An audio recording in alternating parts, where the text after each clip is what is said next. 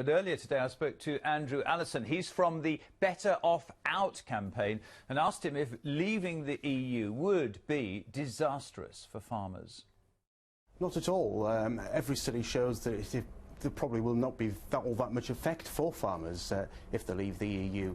And also the UK is a net contributor into the common agricultural policy in the sense that we pay much more in than we take out. So no, that's not going to be the case. But they're not all saying that. They reckon only 10% of farmers would survive due to the loss of subsidies. You'd be happy with that, would you, to lose all those farmers? Well, of course I would be happy to lose all those farmers, but that's not going to happen. We pay so much into the European Union that we'd have more to spend on subsidies if that's what the government wanted to do. The EU payment is the difference for the farmer between profit and loss. But we would have more money through not paying our contributions into the EU and into the common agricultural policy, and therefore we could help farmers more. Yeah, it's interesting you say that. Farmers in this country last year received £2.3 billion in subsidies from the EU. Should that money in the future, or will that money in the future, come from the government to the farmers? Well, you say it came from the EU, but of course it came from British taxpayers into the EU, and we pay vastly more into the EU. Should the government pay that money? It hasn't come from me. It's come from the British taxpayers. It's been paid to the EU,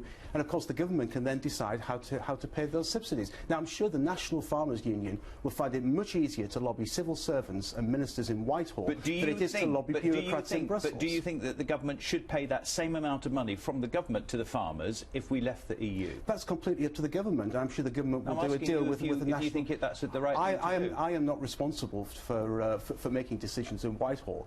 If those subsidies are needed, then of course they should be paid. But the fact is that we pay more into the EU than we take out, and therefore there will be more money available to pay for farmers, to pay for farming subsidies if necessary, and also for lots of other things. Would you do away with farmers being subsidised?